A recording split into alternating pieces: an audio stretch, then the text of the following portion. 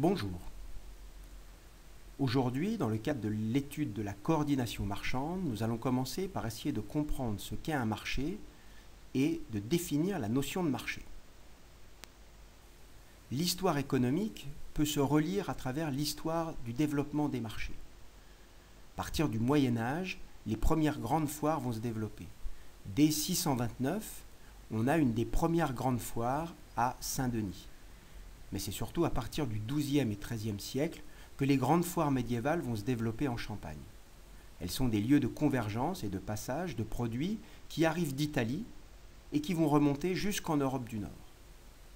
Ces marchés vont se développer, vont se transformer et progressivement, on va voir apparaître de nouvelles formes de marchés jusqu'à des formes contemporaines, des marchés dématérialisés qui utilisent les technologies de l'information et de la communication. Dans l'économie contemporaine, on distingue trois types de marchés. Il y a d'abord le marché des biens et des services. Sur ce marché, on va pouvoir échanger l'ensemble des biens et services dont auront besoin les entreprises et les ménages.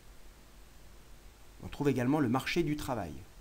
Sur ce marché du travail vont se rencontrer les offreurs de travail, c'est-à-dire les ménages, les individus, et les demandeurs de travail, c'est-à-dire les entreprises.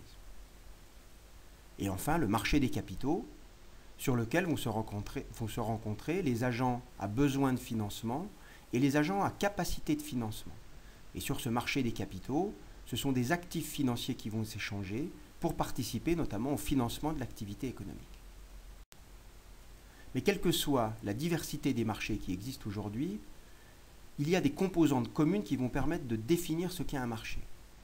Tout d'abord, un marché, c'est un espace de rencontre d'une offre et d'une demande. De plus, le marché est un espace de fixation d'un prix. Ainsi, le marché est un système organisé de rencontre d'une offre et d'une demande qui aboutit à la formation d'un prix et, bien évidemment, à un échange. Mais pour que les marchés fonctionnent correctement, il faut qu'il y ait des règles. Ainsi, il y a des institutions qui existent et qui sont nécessaires au bon fonctionnement des marchés. Une institution, c'est un ensemble de règles juridiques et de normes sociales qui organisent la société. Ainsi, ce qu'on peut appeler l'institutionnalisation du marché, c'est la mise en place progressive d'un système de règles permettant le fonctionnement du marché et sa perpétuation. On distingue différents types d'institutions. Tout d'abord, des institutions verticales. Parmi ces institutions verticales, il y a tout d'abord le droit. C'est un ensemble de règles codifiées. Parmi ces règles codifiées, il y en a une qui est essentielle au bon fonctionnement, voire même à l'existence des marchés, c'est le droit de propriété. Si les autres agents économiques ne reconnaissent pas la propriété d'un bien, alors l'échange ne peut pas avoir lieu. Si je ne suis pas propriétaire d'un bien, je ne peux pas l'échanger, je ne peux pas le vendre sur un marché.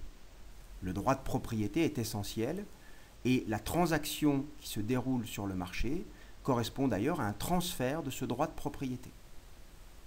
Il existe également dans ces institutions verticales des conventions.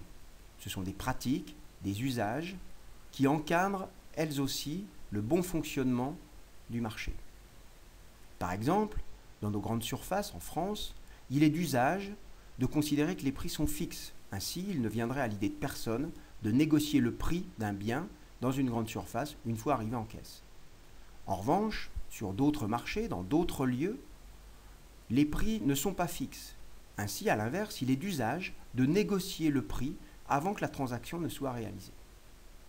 Enfin, dans ces institutions verticales, il y a également la monnaie, qui est une institution particulière et qui permet le bon déroulement de la transaction, qui facilite l'échange, comme nous l'avons vu précédemment.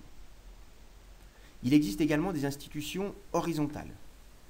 Elles peuvent être, par exemple, organisées au sein d'un secteur d'activité. Elles ont pour objectif de réduire les risques qui sont liés aux échanges. Dans ces institutions horizontales, on va trouver ce qu'on appelle des autorités de marché. Ce sont des autorités qui fixent les règles d'un marché particulier, qui surveillent le respect des règles et éventuellement qui sanctionnent. Par exemple, en France, on va trouver l'ART, l'autorité de régulation des télécoms. C'est une autorité de marché qui a pour objectif, pour mission, d'encadrer le bon fonctionnement du marché des télécoms et, par exemple, le marché de la téléphonie mobile. On va trouver également des autorités nationales ou supranationales chargées de la concurrence. Par exemple, en France, qui dépend directement du ministère de l'économie, on va trouver la DGCCRF, la Direction générale à la consommation, à la concurrence et à la répression des fraudes. Au niveau de l'Union européenne, autorité supranationale, on va trouver l'autorité de la concurrence. Ce sont des organisations qui ont pour but de veiller au bon respect des règles de fonctionnement des marchés. Et puis dans ces institutions horizontales, on va trouver par exemple d'autres types d'organisations, notamment les associations de consommateurs, qui peuvent réaliser des tests, qui peuvent réaliser des comparatifs, qui vont pouvoir dénoncer des pratiques non conformes à la réglementation et qui vont par exemple pouvoir porter plainte quand une opération est non conforme à la réglementation en vigueur. Globalement, on peut dire que pour qu'un marché existe, il faut d'une part la volonté des agents de créer ce marché parce qu'ils y ont un intérêt, l'existence d'un produit homogène et la création d'institutions. On peut donc dire que le marché est une création économique et sociale. Mais est-ce que tout est à vendre? Est-ce que tout peut passer par le marché? Progressivement, il y a eu une extension des frontières du marché. C'est ce qu'on peut appeler la marchandisation.